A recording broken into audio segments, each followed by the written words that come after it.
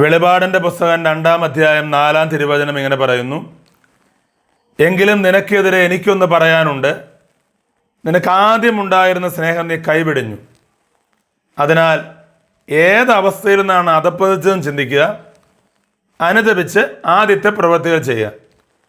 ഈശോയോട് നമുക്കുണ്ടായിരുന്ന സ്നേഹവും വിശ്വാസവും വിശ്വസ്തതയൊക്കെ എവിടെയോ നമുക്ക് നഷ്ടപ്പെട്ടു പോയി.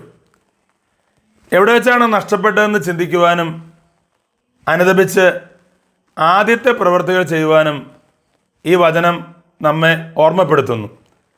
യെശയ്യാ 1:19 അനുസരിക്കാൻ സന്നദ്ധമെങ്കിൽ നിങ്ങൾ ഐശ്വര്യം ആസ്വദിക്കും. എവിടെ അനുസരണമുണ്ടോ അവിടെ വലിയ ഐശ്വര്യവും സമൃദ്ധിയും ഉണ്ടാവും.